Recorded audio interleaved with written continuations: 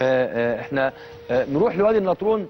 احنا بقدر ما احنا بنحيي وزارة الداخلية على مجهودها في مواجهة الإرهاب، اللي هو الحقيقة برضو مجهود الناس بتطالب بحسم أعلى وأكثر فيه، لأن احنا برضو لما يكون في ظواهر سلبية عندهم احنا مش هنقول لهم، مش هنسقف لهم على طول، لا هنقول لهم لا وقفوا هنا ما ينفعش.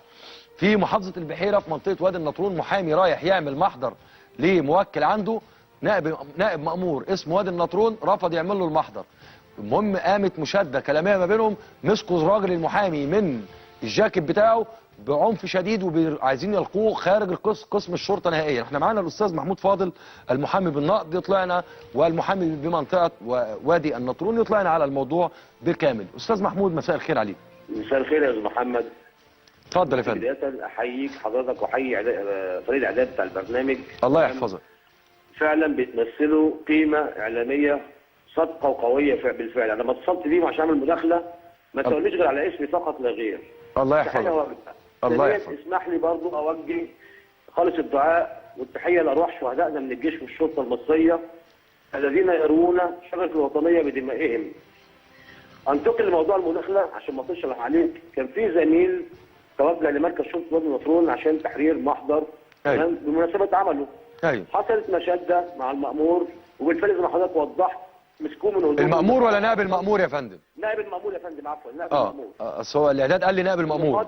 المقدم خالد رشاد نائب المأمور. نائب مأمور مركز شرطه وادي النطرون. مركز شرطه وادي النطرون. اتفضل يا فندم. وهوضح لحضرتك اهميه وادي النطرون بعد كده ايه عندكم حضرتك. اتفضل يا فندم. دلوقتي حصل مشاده، مسكوا المحامي الصغير من هدومه، تمام، دفعوه ارضا، وقع. استنجد بيها المحامي، رحت عشان احاول احل المشكله حفاظا على شكل الشرطه في المكان دوت، خاصه كان في وقعه سابقه قبل كده. نائب المأمور السابق كان متهم بقتل احد المواطنين. ايوه.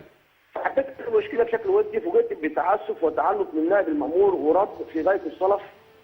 اضطريت بعديها ان انا اتوجه للنيابه العامه وحررت مذكره، وبعد ان تاكد السيد الاستاذ وكيل النائب العام المحترم من الواقعه ومدى صدقنا فيها، اشر على المذكره بالفعل بالتحقيق.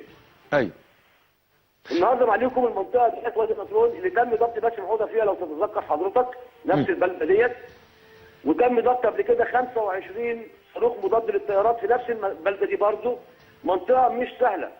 ايوه. فلما يحصل احتقان النهارده بين نائب مأمور وبين شاب صغير محامي محامي بيمارس عمله، في النهايه هو محامي يمارس عمله، والدستور الدستور الجديد المستفتى عليه كفل له ذلك. الكلام ده كان الساعه 2 الظهر يا استاذ محمد، تمام؟ يعني كان في وقت المؤسس عمله تماما، ممكن الراجل راح يعمل محضر عادي وراح يخلص اجراءات شغله. هل في مشاكل سابقه ما بين الاثنين وبين بعضهم؟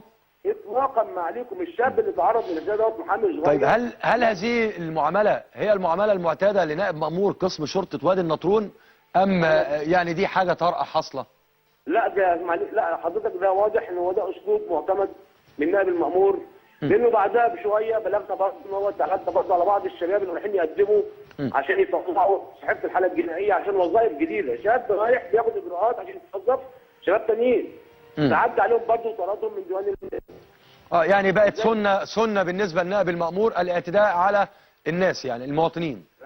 ما تنساش حضرتك ان النهارده انا بقى ادعي لشهيد وبترحم على شهيد من الشرطه والجيش، وبيجي فعل زي دوت بيسيء تماما، بيستغلوا بعض ضعف النفوذ، بيسيء لجهاز الشرطه بالكامل. النهارده مقعد الاعلام يتكلم طول النهار عن تضحيات ضباط الشرطه وضباط الجيش، ويجي موقف زي ده صحيح يمسح كل الاعلام بيعمله باستيكه في اقل من 10 دقائق.